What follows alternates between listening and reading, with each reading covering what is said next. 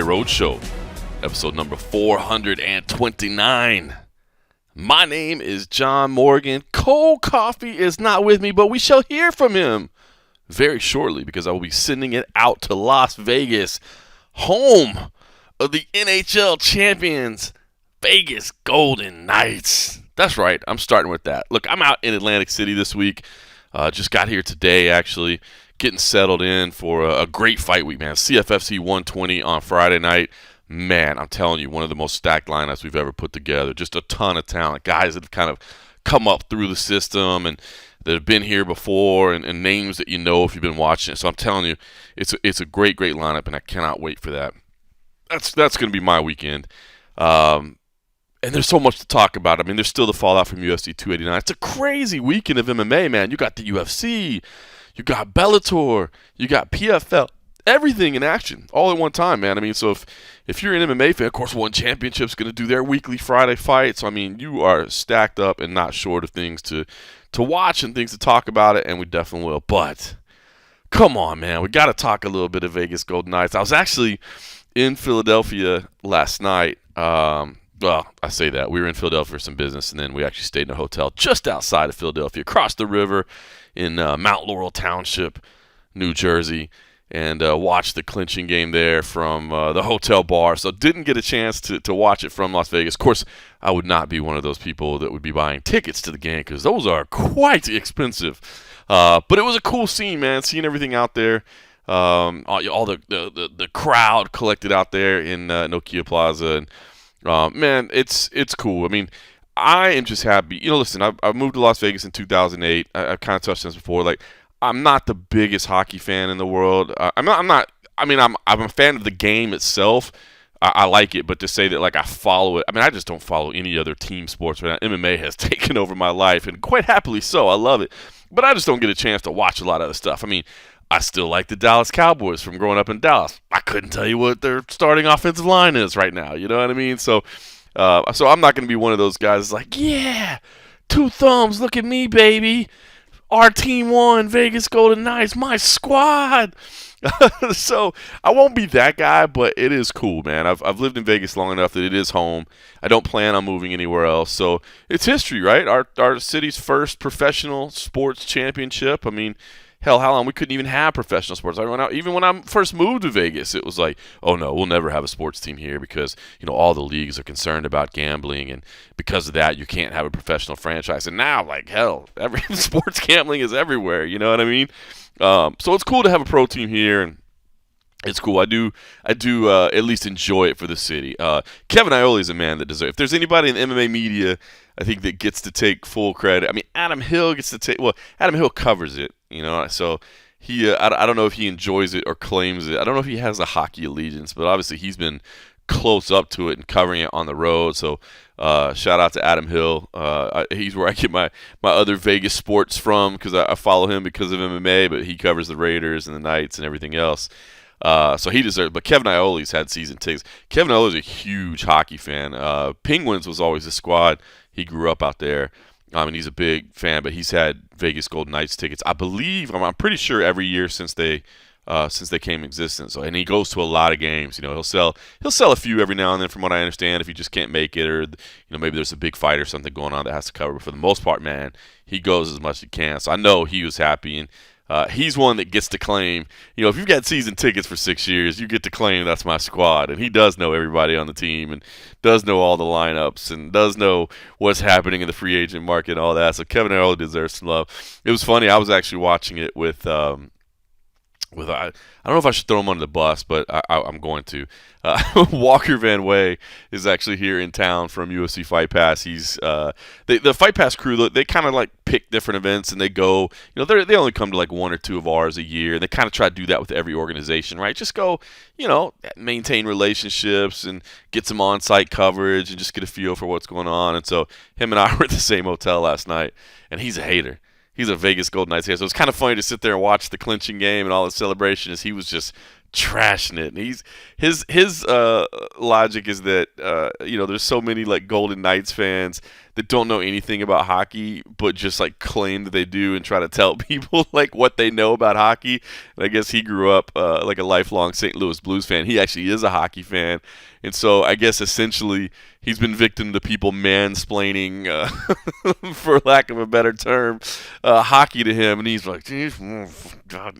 So because of that, he doesn't like the Golden Knights, so he was sitting there cheering against them. But what a way to clinch it, man! What a way to clinch it. So it was a good run. So I am celebrating it. Like I said, I'm not trying to say that's my squad, but I am happy for my city of Las Vegas, and pretty cool stuff. So definitely had to mention that at the top. And that is where I will bring in Cole Coffee himself, because Cole Coffee, of course, a longtime Vegas resident as well. And Cole Coffee made much personal sacrifice to guarantee the Stanley Cup would come to Las Vegas. In fact, I might go so far as to say he's single-handedly responsible for the success of this team. Now, you might think, what about the front office? And, they built the team. I mean, they deserve some credit, right? And you'd be right. I mean, you may say, what about the players themselves? They were the ones out there on the ice doing everything. Don't they deserve the credit? And of course, they deserve a little bit of the credit, but I'm just going to be honest with you. It was entirely Cold Coffee's doing, and because of the great sacrifice that he made, they were able to secure victory, and he was back home in Las Vegas. Similarly to me, I don't believe he ponied up for any tickets to be inside the building at T-Mobile Arena. I did see noted MMA manager Danny Rubenstein, I believe, was in the building. I think him and I believe John Wood and Joanne Wood, I think they all have season tickets like right next to each other. Or I'm not sure how that is, but I think they were all there. I know they all go to games a lot together. They go to Raiders games and Knights games. So I think I saw them in the building. I didn't see a lot of other people, but I was busy. We had some meetings and some stuff last night, so I didn't see a lot of it. But nonetheless, I can guarantee you Cole Coffee was not there. But he was able to soak in the experience in the streets of Sin City. So while I'm out here in Atlantic City, we couldn't not throw it out to our man Cole Coffee and let him soak up the attention that he deserves for guaranteeing the cup, and maybe just give us a little report from on-site there in Las Vegas. You might ask, how did I guarantee the Golden Knights victory? Well, let me tell you. You all know I've been trying to be a little bit more health conscious, so I'm not really trying to drink and not trying to do all these other things. But I will tell you a story. I was at one of my local watering holes, and this was when early on in the playoffs, I watched the Golden Knights game. I drank a lot of tequila that night, and the Golden Knights actually just smoked them. So at that point, I said, man, I might be jinxing myself here, but I feel like if I'm willing to sacrifice my health goals and to actually drink things I shouldn't be drinking to certain quantities, and I guess at that point it wasn't like I had to get blackout drunk or anything. I just, in my mind, was like, well, if I'm willing to drink, I'll drink for the team. The team's going to do their part. I'll do my part. So lo and behold, through the playoff run, if the games were playing, I tried to make sure that I was having some drinks. When I didn't, shit fell apart.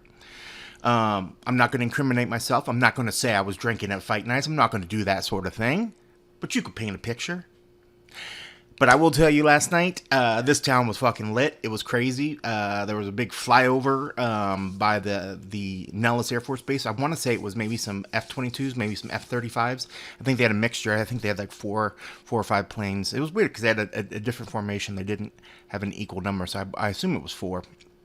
But it was awesome. The town was crazy. The Toshiba Plaza. I was not down there, but some other junkie radio was down there, and they said it was just madness. And I was watching the clips on TV, and it was just bonkers.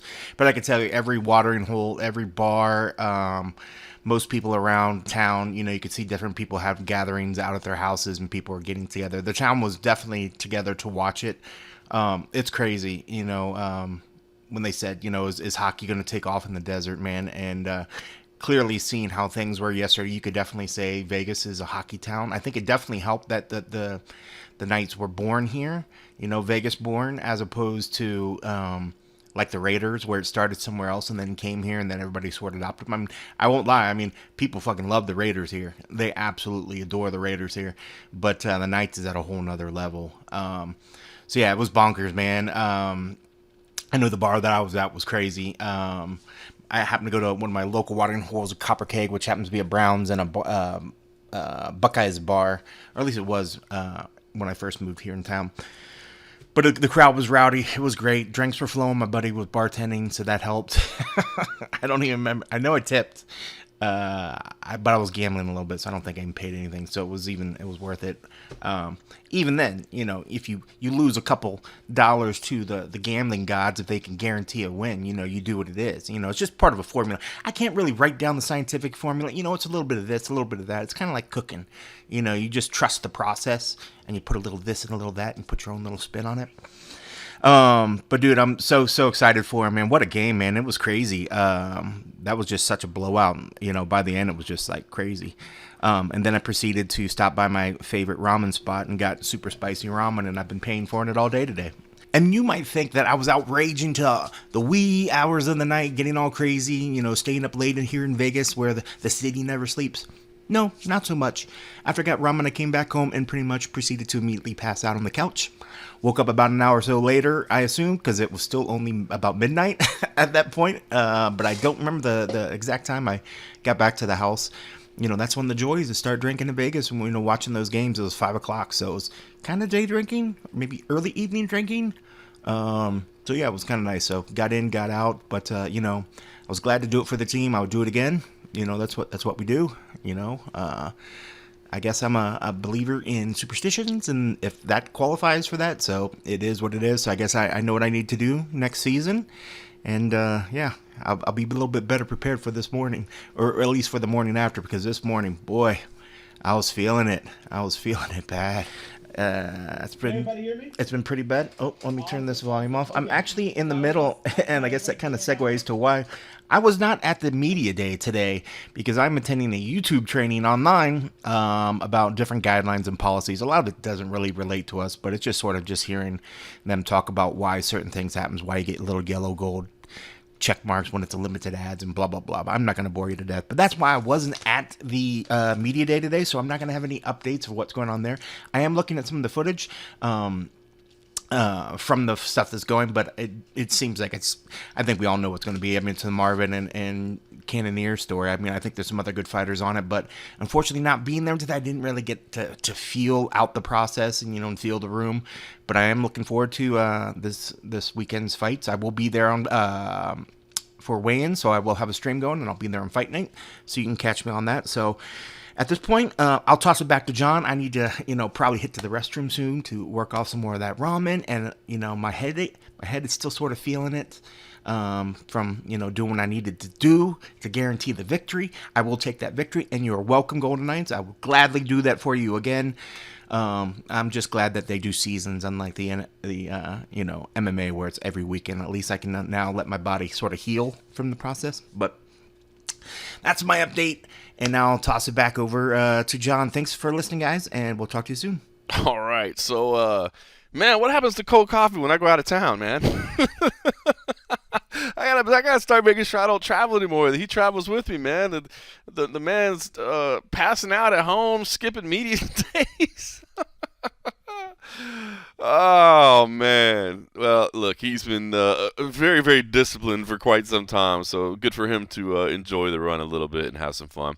Well, listen, like you said, was not at Media Day. I obviously wasn't there either, so don't have a whole lot of what's going on with the UFC this week. I guess first I just, continued wrap up of UFC 289 first maybe. Obviously everything's kind of settling in from the retirement of Amanda Nunes. I mean, still kind of funny, right? If anybody listened last week, really the scene played out exactly like we talked about on the show. Like, what a great scene it would be. Lay down 2 belts, put the gloves next to it. We've never seen this before. And man, it was wild that it played out exactly the way we kind of mentioned could be a possibility. And again, it's not like we were the only ones that were hearing that maybe that's something she might do.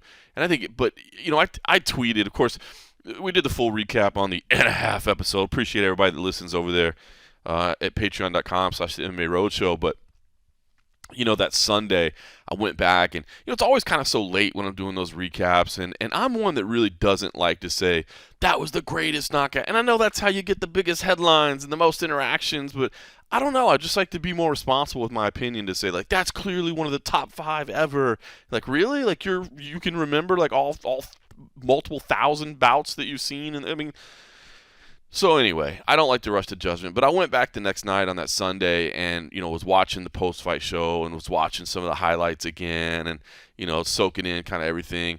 And that's when I tweeted, I think this is the best retirement I've ever seen. Like, I can't imagine that anybody's done it better. I saw Chael Sonnen actually retweeted it and said that, you can't disagree with that. And I thought that was cool, especially, for somebody like Chael, who obviously, thinks about that side of the game so much as well. Kind of what you do besides just the performances. But, man, to be able to retire on top after a dominant win, to be able to bring your family in there, and, like, you're not going to rush me out of here. We're going to enjoy it, she's like, no, bring the cut man in, bring my family in, bring it, just doing things in her pace, and you're not going to rush me out. Like I said, having your kid in there dancing. I mean, those boy, some of those images that I've seen this week, those photos of her holding up her child. I mean, I get all sappy as a dad and stuff, but that's like those are images and memories that will be with you and your family forever, and that's unbelievable, man. That's beautiful.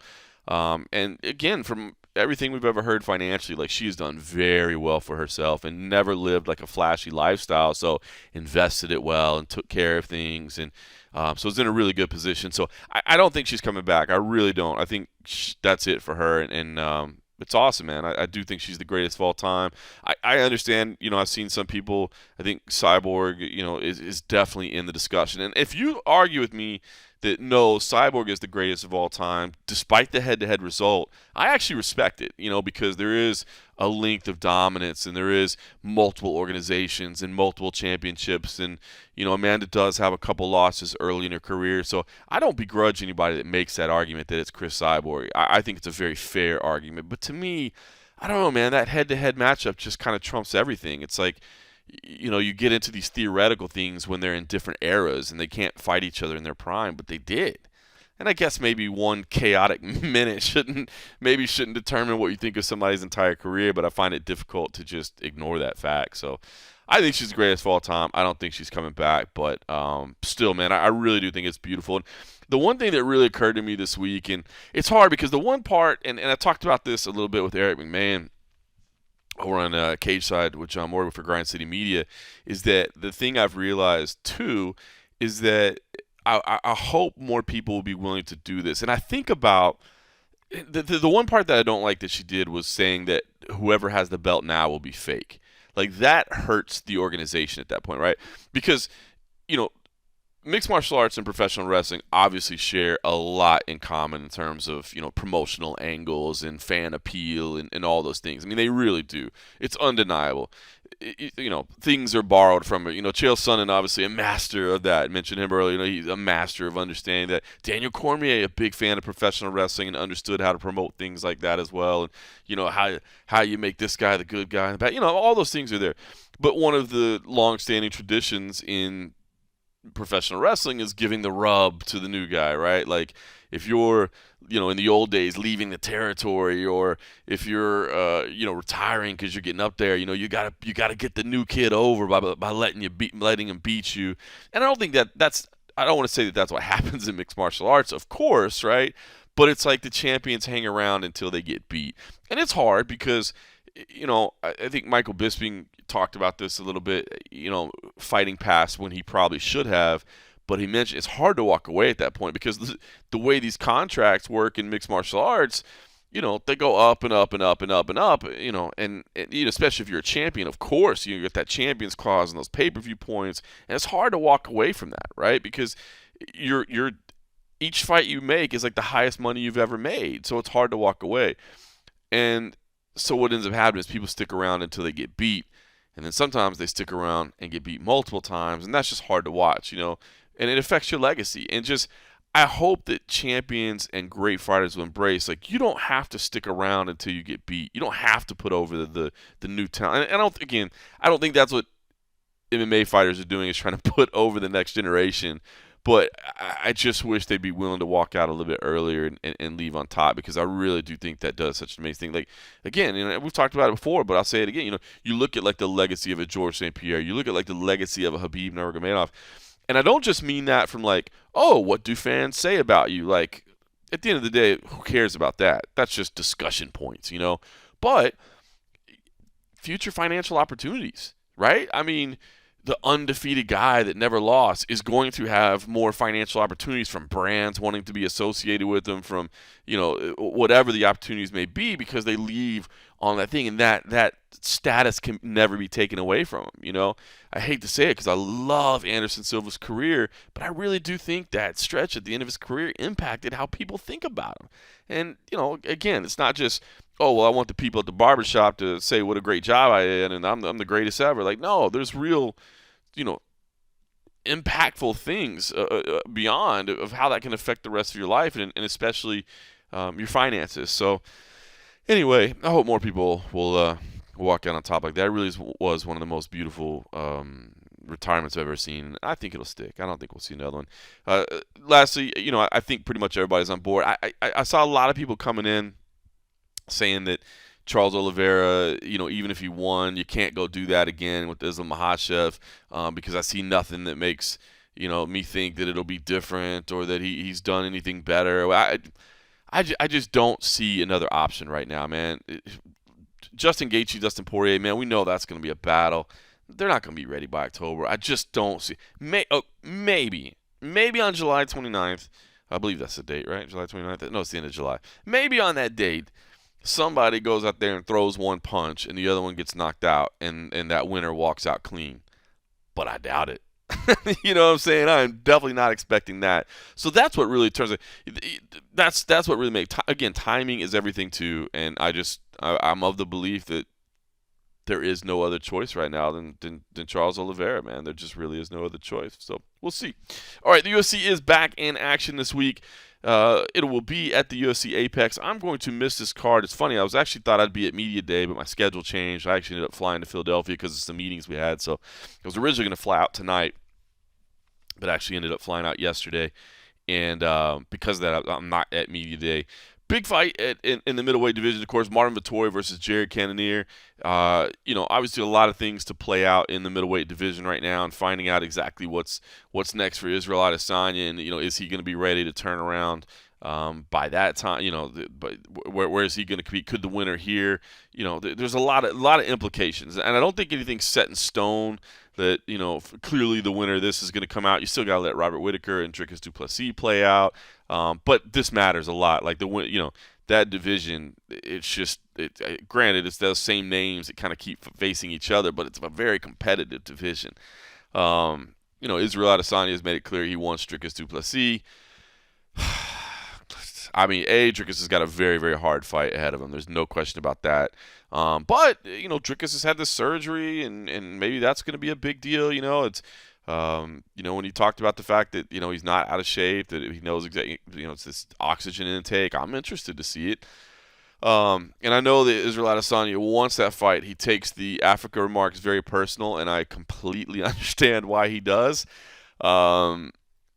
There's a part of me that wants to see the fight because I think the heat would be unbelievable. I mean, when you see a motivated, pissed off, fired up Israel Adesanya, not somebody that's trying to create a storyline or make some taglines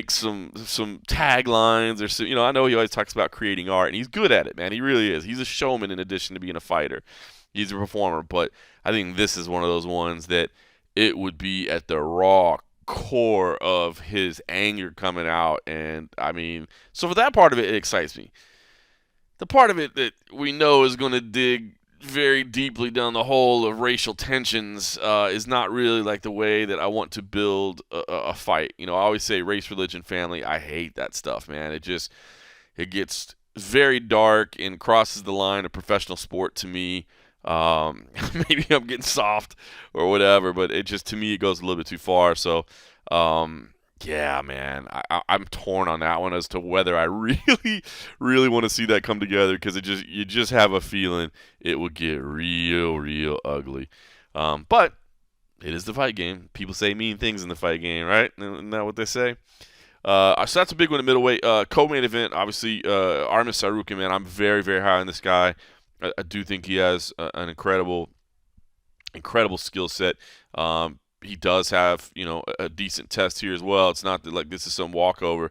No, I mean it's a tough fight, but it's one that I very heavily favors Arman Sarukin. Joaquim Silva is not going to just go lay down for him, but it's one you got to favor Sarukin, and I really do think he's a top talent. Armin Petrosian and Christian Leroy Duncan, that could be a really good fight as well. Both those guys want to make a statement. Pat Sabatini is back. Obviously, CFFC history there. I'm always going to be high on Pat Sabatini.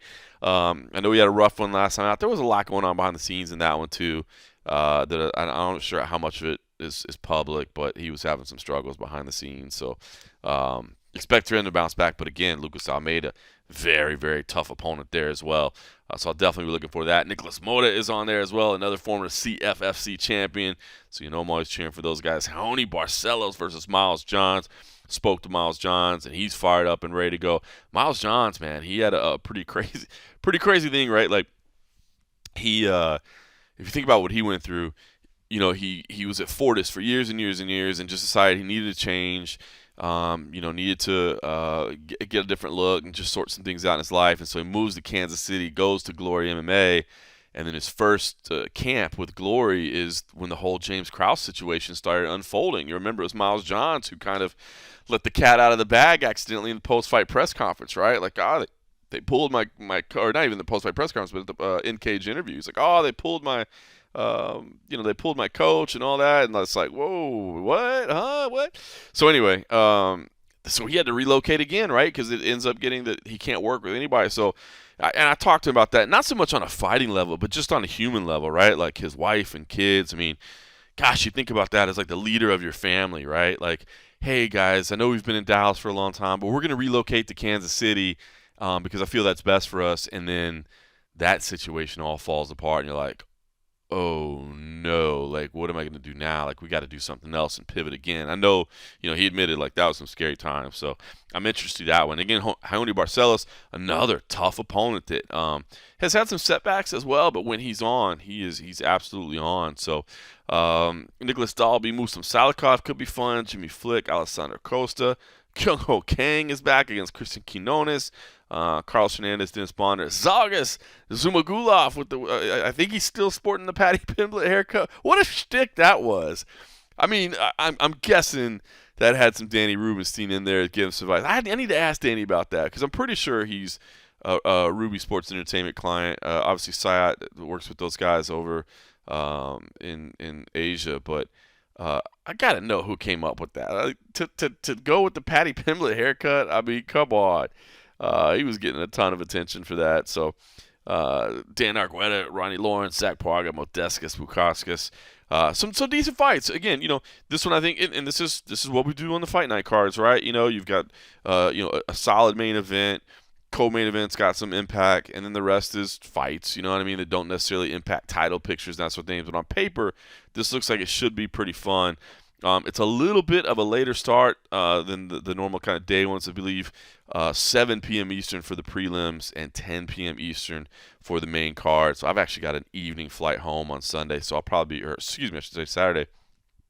It was just a lot cheaper to fly home Saturday, so I'll be watching it on the plane, and I don't think I'm gonna make it home in time for the parade. I think my wife and kid are gonna brave it and go out there for the parade. I don't think I'm gonna make it back in time. I think the plans right now for the Golden Knights to do a parade on the Strip. It's gonna be interesting to see because the Strip is really torn up right now because of the F1 race. They're repaving, like they have to repave the Strip.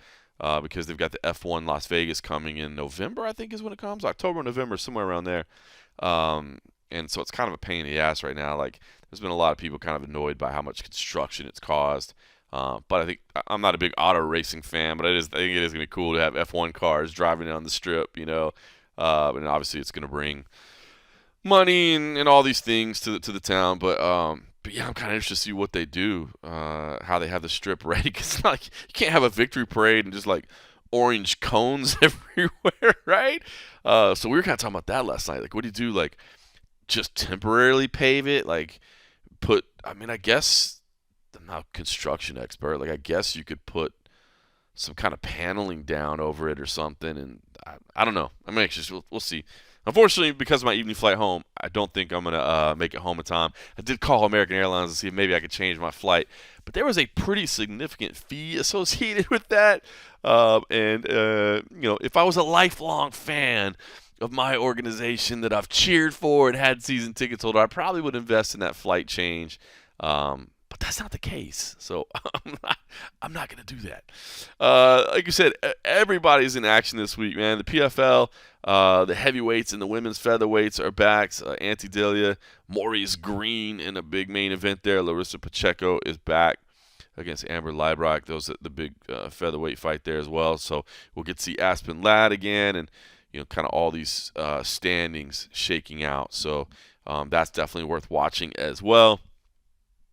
Although, hopefully you're watching CFFC 120. The big card of the weekend, I think, honestly, well, I'd take that. Well, I might say Bellator 297. Bellator 297.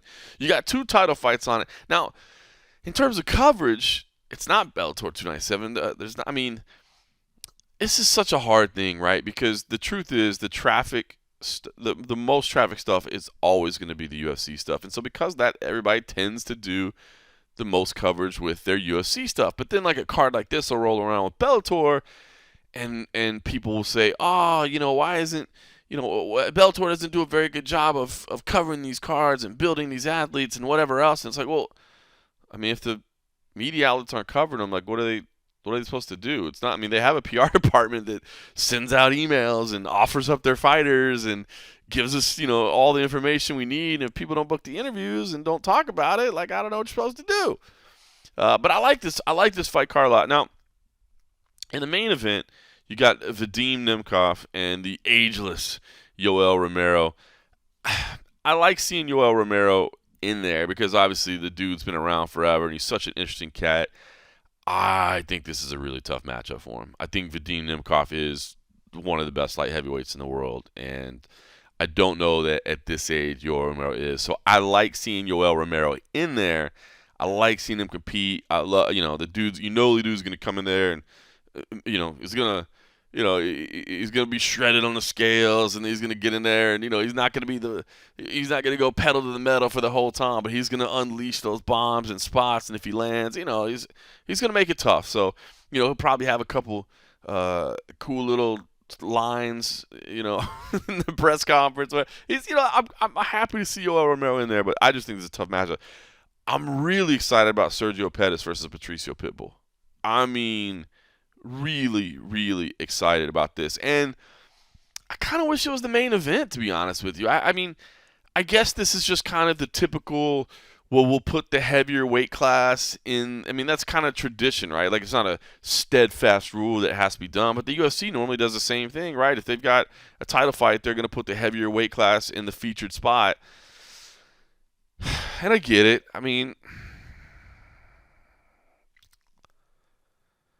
I'm trying to think, man. I guess, would you say overall that Nemkov and Romero are more famous than Pettis and Pitbull? I don't know. Pitbull's like the face of the company, right? Going for a 3rd title. He's your guy. And then Sergio Pettis. You tie in the Pettis name now, and I hate doing that, because obviously at this point, especially, Sergio has carved out his own career. It's not like he needs to be introduced as the brother of Anthony Pettis. But it's not a bad thing to have on your resume, right? It's not a bad thing to just have in there. Like, maybe people that are just flipping through the channels don't know, and they just see Pettis, and they're like, oh, I remember Showtime, and they flip out. So I don't know. Again, I'm not one of the big ones that says, oh, card construction, I don't like the way this is built. I know a lot of people spend a lot of their energy exacerbated as to why cards are built the way they are. I'm not that guy. But I would probably make the argument that if it was Jonator MMA, is that good? Jonator? Morgator? No, not Morgator. Sounds pretty bad. That sounds like maybe some people are being embalmed there or something. If it was Janitor MMA, I'd probably no. Now that makes me sound like I'm a janitor, right? You can't do Janitor. If it was John Morgan FC, I'm putting Sergio Pettis and Patricio Pitbull in the main event. That's just me. Corey Anderson versus Phil Davis, so a solid fight there. Daniel James, maybe a little bit unheralded, right? But he's on a little bit of a tear, and he's a hometown guy as well against Gokhan Saracam. So that rounds out the main card on Showtime. And then some decent names on the prelims as well, man. They really do a good job of stacking with talent. Bellator's doing such a good job of building the cards with talent, but it's tough to take them to that next level, right? But Alex Polizzi versus Carl Moore is on there. Archie Colgan is back against Emmanuel Sanchez. Norbert Novenny Jr. is on this card. I just saw my man Abby Subban is working on a video piece that he did with Norbert Novenny, which is a really good up-and-coming talent, man. And, great family pedigree and worth checking that out when that thing is released. I'm not sure when it's supposed to come out. Obviously, I imagine this week since it's fight week. Jaleel Wheelis is on here against the undefeated Ramazan Kurmagomedov, which is a tough one. Some of the tough Russians are on here too, man. Kyle Crutchmer is back. I like this card. I think there's gonna be some good cards. Timur Kizrev is on there against Richie Smolin. Solid card, man. Really good card. So if you're in the Chicago area, check that out. And I mean, probably the card of the weekend. I mean, I'm looking, I'm looking at the PFL card too. There's some solid names here too, right? I mean, we mentioned Antidelia, Maurice Green at the top. We mentioned Larissa Pacheco, Amber Leibrock. Fajeda is back. Like I said, Aspen Ladd is back. You got the Biagio Ali Walsh is continuing his growth. Who else is on there? Julia Budd is back. So there's some solid ones on here as well. And I do like these kind of sets up. The thing I do love about watching the PFL cards to me, I never really get super pumped about everything until obviously the finals, because then there's some real. But when I'm watching the cards, I really like them because everything's changing in real time. You know what I mean? Like I don't know how much you guys watch the PFL, but that gets to me, man. When you're like, okay, boom, he just fought, so now he's right here. Because that's what we're always trying to do when we look at cards, right? Is okay, what did that mean? What comes next? How does he do this, etc. So I like it that everything's kind of shuffling in real time, and now you know what so-and-so needs to do, and now you know what this needs to do. So, yeah, I usually get more excited for those cards as they are playing out versus like ahead of time, unless it's the finals. By the way, real quick, I thought this was kind of interesting. The Nevada State Athletic Commission meeting for next week, the agenda came out today. And I noticed, and I think he already revealed it, Power Slap is returning on July 7th at the UFC Apex. That's part of International Fight Week. And then, as had been reported, Zuffa is going to hold an event September 16th at T-Mobile Arena. That'll be the kind of Mexican-themed card, right? That's Mexican Independence Day. So they're going to have as many Mexicans as they can have on there. You would imagine Alexa Grasso will be back against Valentina Shevchenko there. September 23rd at the Apex, October 7th at the Apex, November 18th at the Apex, December 16th at T-Mobile Arena. But I did see Karate Combat. Karate Combat is going to hold an event December 15th at the MGM Grand Resort and Casino. I would imagine they're going to be like in a theater, like maybe the. I don't know what they're gonna. I'm interested to see that because they do like a whole bunch of like production work. It's like a green screen and they fill stuff in and it's like this big like technological thing and they've been shooting it in Orlando on the back lot, right? And so I'm kind of interested to see what they're doing in Las Vegas. So it just says because normally it'll say like the MGM Grand Garden Arena or something like that, and obviously they're not going to do that. They're not at that point in their life cycle yet, but it does say MGM Grand Resort and Casino, so I'm kind of interested to see what Karate Combat does there. There is a Tough Enough as well for July 14th, so I believe I will be on the mic for that one. Looking forward to that. I got a busy July coming up. I think Oh, maybe I won't.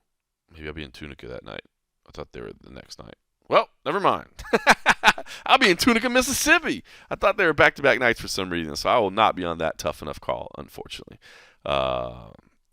Because I will be calling CFFC. That will be CFFC 121. The following week, Seminole Hard Rock and Casino, Tampa, Florida, CFFC 122. That's July 20th. And this weekend, it is CFFC 120. Phenomenal card. I'm telling you right now, if you've watched much CFFC at all, you're going to recognize a lot of these names, right? Wilson Indrejoni, the bantamweight champ, is back against Wendell Araujo, who's here. He just won the Titan FC title. Now he's coming here trying to win the CFFC title. So that's our main event. Kyle Dawkins is back, former middleweight champ. Of course, went to the UFC. And, has kind of a couple bumps along the road.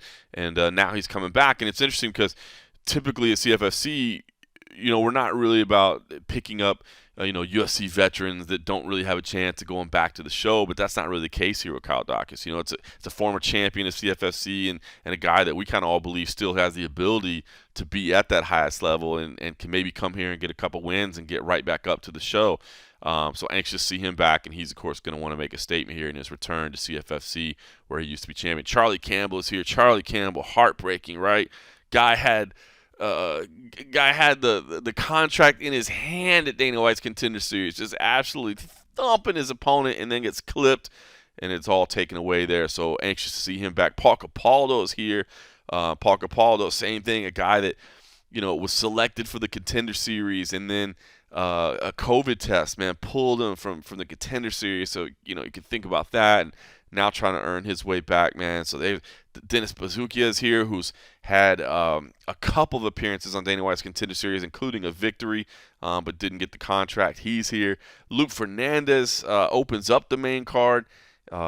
He's, of course, the former light heavyweight champ, undefeated as an amateur. Light heavyweight next gen champ, I should say, and now he's professional. Won his debut in spectacular fashion, and now he's back for his second appearance against Jesse Romans, who's making his way in from Kentucky. So that's our main card at 9 p.m. Eastern this Friday. The prelims are at 7 p.m. Eastern on OnlyFans, and some recognizable names there too, man. Eric Nolan, Bo Semeniago, Damian Nelson, C.J. LaFrajola, Tom Picciano. I mean, some names that have really been developing through the system. So it's been so fun to me to get to do these consistently and help watch everything build. And I'm excited about it. And, man, I cannot wait until the announcements for the fall are done and are able to be the meetings that we had and the plans that are laid out is going to be something special, man. I cannot wait to reveal it all. Obviously, not my place to reveal. I'll let the boss, Rob Haydack, decide when all that stuff comes out. But some really, really cool plans this fall I think everybody's going to be really excited about. And a lot of different people are going to be excited about. So very, very cool stuff. We also have our first ever Hall of Fame, CFFC Hall of Fame induction, which I'm pretty excited about, man. It's we're just starting the CFFC Hall of Fame to kind of help honor those greats that came through here and maybe made it to the big show, maybe didn't, maybe it's just because of their accomplishments here. I mean, there's a lot of different ways I think people can make their way into the Hall of Fame. And so we're anxious to have that. Speaking of, we got to a spirited discussion today. I don't even think I have to say it here because anybody that's heard this show before knows. Jim Miller, Hall of Fame. I know DC caught some slack. Now, I want to say I do agree with the people. I know Aaron Bronstetter was going out of his way to say, don't give this dude so much slack for making his argument. Like, let him make his argument. And again, these are all kind of subjective discussions, so I'm not going to hate on anybody for their opinion of why they think that does or does not. But I'm sorry. To me, Jim Miller, all day UFC Hall of Fame. And I know I have to say that. If you've heard this show before, we've talked about it. But longevity at the highest level. I mean, when you have the most wins in the history of the promotion, when you have the most wins in the history of the promotion, of any promotion, you're in that promotion's Hall of Fame if they have one, especially when the number's 25 and still going. You know how hard that is? I mean, nobody else has done it. No one else has done it. Of all the people that have come through the UFC, nobody stuck around and got that many That's Hall of Fame to me. And I get it. Well, he never won a title. He never won. I do get the argument. And I don't begrudge anybody that has it, but I do think longevity in itself at the highest level, especially at a successful level. Well, again, I mean, you have to be successful to have that kind of longevity. I mean, yeah, a couple people have had some long leashes and been able to go, 4 or 5 losses in a row and still stick around. But that doesn't happen a lot. You got to win. And so to me, UFC Hall of Fame all day. I'm kind of worried because every time I bring it up with Dana White, I don't know if you've noticed that, but the last couple of times Jim Miller has fought and won, afterwards I'm always like, so Dana, Jim Miller, right? I mean, can you talk about his longevity? And I mean, this is like a Hall of Fame guy, right? And he's always like, yeah, Jim Miller's a stud, Da, da, da. I mean, I don't think he's ever called somebody a Hall of Famer before they're actually in the Hall of Fame. I guess maybe he doesn't want to back himself into a corner in case something goes south and he decides that that's not what he wants to do. But, yeah, he never really commits to it. And to me, I think longevity at the highest level absolutely is, worthy of being in the Hall of Fame. It was actually funny. So we were having a spirited argument. Again, there was one person in our group, and I'll let them remain nameless because it was a private conversation, private debate. We were just having some fun. But they were of the opinion that no, they completely agree with Daniel Cormier that it's not Hall of Fame material. And I'm like, come on, man. Like, in any sport, if you've competed in that sport, a major sport, you're in the Sports Hall of Fame. I'm like, for instance, I was like, let me just Google this. I'm like, who has played in the most baseball games in Major League history? I mean, that person's got to be in the Hall of Fame, right? Let me just Google that real quick. Does anybody know the answer? If you don't have to Google this yourself, do you know the answer? It's funny because the answer is Pete Rose. And if you know about Pete Rose, you know that he's not in the Hall of Fame. So I kind of screwed myself on the argument. Now, would he be in the Hall of Fame had it not been for his gambling issues and investigation? You're damn right he would be. But that unfortunately was not the argument that I made. So I was like, well, I guess I screwed myself on that one. By the way, you know what the number is? I don't remember it offhand exactly what the number was. But it's over 3,500 games. Oh, that's insane. That is insane. Wow. Anyway, yeah, Jim Miller to me, Hall of Fame.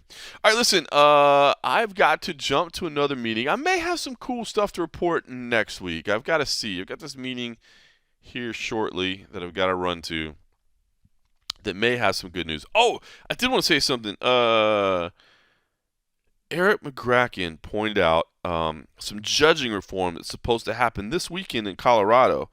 And that is basically the judges for the commission at this event this weekend are going to have like a form that they have. It kind of looks like what One Championship does. If you've ever seen One Championship's judging forms, although obviously they judge fights as a whole, so it's not the same. But they're basically, judges are going to be asked for the reasoning, to demonstrate what the reasoning is. These are things that we've talked about, right? Just having some transparency or having some understanding of what these people are looking at. So when we say, when we're going over a card afterwards and we say, what did the judge see? Why did they think that? Now, this won't be a full explanation, but it will be a little something.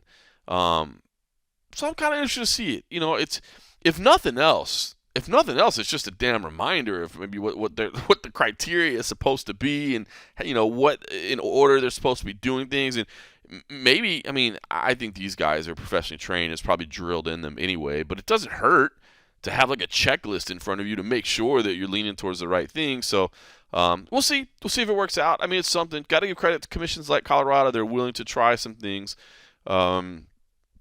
Especially when it's not things that are like major rule changes. Obviously, Colorado's willing to try some things, right? They had the One Championship global rule set come in, and so they're definitely willing to try some things. But I like this. I like having judges show their work, quote unquote, so to speak, a little bit. You know what I mean? I think there's something to that. Whether this form that they have is the right one, I don't know. We'll see. We'll see if it even benefits anything. Again, here's that one thing: is that does that really mean that does it make the judges any better? That's what I always argue with, like, oh, we need half points, or oh, we need 5 judges instead of 3, or oh, we need open scoring. And I'm like, hey man, you know what none of those does? none of those educates the judge to make sure they're actually getting the right person. Like, oh, we got 3 uneducated judges. Maybe if we have 5 uneducated judges, it'll be better. Like, if we got enough monkeys on the type. Now, granted, they're not uneducated, so I don't even want to say that, because then it's going to make it sound like I'm perpetuating that. I'm not, but I'm just saying, if the issue is you think the 3 judges can't pick the right winner, I don't know that having 5 helps them pick the right winner.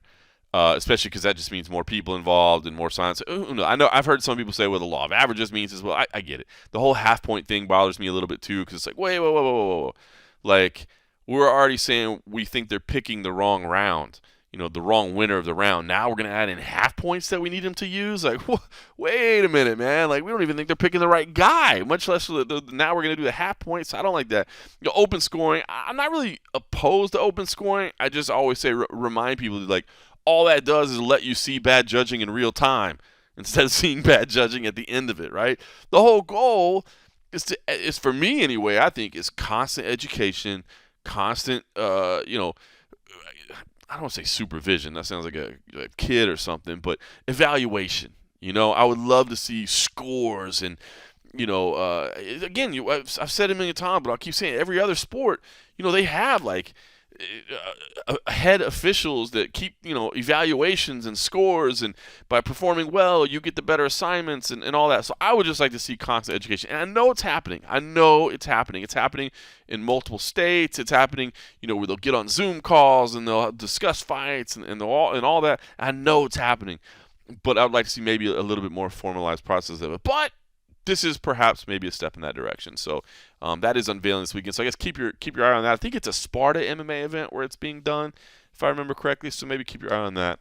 I am this year, the Association of Boxing Commission meetings is going to be in Las Vegas, which is incredibly convenient. July 30th through August 3rd. The last time it was in Las Vegas, I went as well. And, it's not the most exciting time ever. And unfortunately, like, you do get to see some of the politics that are in play with these commissions when you're up close and seeing it. But I do want to attend as much of it as I can. If you're interested at all in seeing what the agenda is, the agenda is publicly placed. I'm just looking for the website. I don't have it thumbnail. Association of Boxing Commissions. So the website is abcboxing.com. If you ever just want to go check it out, abcboxing.com. And the first item right there is the 2023 convention agenda, and you can see right there everything that they go to. Sunday, it looks like it's more just a registration day. It's like registration for classes. There's a boxing judge class and test, an MMA referee class, level 1, MMA referee, level 2, training course for inspectors. And then let's see, boxing referee course, boxing referee mechanics, MMA judge course and test. And then on Tuesday, you start getting into discussions of like a financial report of the commission. Then like the UFC is there to speak, boxing rules committee updates, bare knuckle unified rules reviewing for votes. So try to get bare knuckle unified everywhere across the country. Chris Palmquist from Combat Registry, part of the UG crew, he'll be speaking over there. BoxRec, that's the official record keeper over there. And then Wednesday, you start getting into like medical committee stuff, head trauma, weight loss, deaths and causes. Hate to say that, but older fighters, PD use, cause and effects. Then you start getting into broadcast commentary discussion. I think a lot of the interesting stuff I see is on like Wednesday afternoon, or that I found very intriguing. Broadcast commentary discussion. Suspending fighters after the fact, false medical records. I thought that was interesting. It's like Bellator MMA will be there to speak. Matchmaking, quote unquote, high level fights. A retired fighter fund update discussion, WBC presentation, new fighter committee. Art Davies going to be there speaking. And then Thursday is some more interesting stuff. Again, matchmaking high level fights. Ryzen MMA, their rule set discussion. So maybe Ryzen's trying to get some approval. Talking about ABC suspensions. Designation of exhibition fights. That might be some of this boxing stuff, right? All these exhibitions going on, like that chaos with, the chaos with Floyd Mayweather. That was wild. So anyway, a lot of stuff. Like, again, it's not the most exciting stuff, but it is always. I enjoy being there. It's tough to like travel to it because obviously the expenses that are involved with that. Because you're not going to get a whole bunch of stories and generate a whole lot of traffic and that sort of thing. So it's tough to justify the travel cost. But personally, I would like to just to go, because you really get a sense of where things are going. You see what they're discussing. You get a people because everybody's in the room, so you really get kind of the feeling of what everybody's temperature is on it, because you can kind of see, it's not just a press release or whatever. You can see how people are reacting in the room and how the debates are going and all those things. So I enjoy it. I mean, it's not the average fan, I think, would be in there for about 10 minutes and be like, the hell am I doing here? Get me out of here. But I enjoy it. So definitely about a month from now, a little 6 weeks or so, be a part of that. And so maybe we'll have some information and things that are going on there. In the meantime, I will do an and a half episode once I get home from Las Vegas, or to Las Vegas, I should say, from Atlantic City on Saturday night. Like I said, I'll probably watch most of that from the plane. So for everybody over at patreon.com/the MMA Roadshow, maybe we'll do something the next morning or something like that. We'll see. Matt Clark, I'll give a quick shout out to Matt Clark as well. I got you, bro. We'll don't worry. I see you, and we'll talk. I want to wait till I'm back with cold coffee. So that's especially for you, Matt Clark. For everybody else, I hope you have a good weekend. Plenty of MMA. Please watch CFFC 120 on UFC Fight Pass. My man CM Punk has a slightly busy weekend. He's supposed to be here. That's all I know. They tell me my co-partner is going to be here. I don't ask anything else. I know he's got some other stuff going on this weekend, but they tell me he's going to be here. So I'm looking forward to seeing him, and looking forward to CFFC 120. In the meantime, for everybody else, enjoy the weekend. And thanks for listening.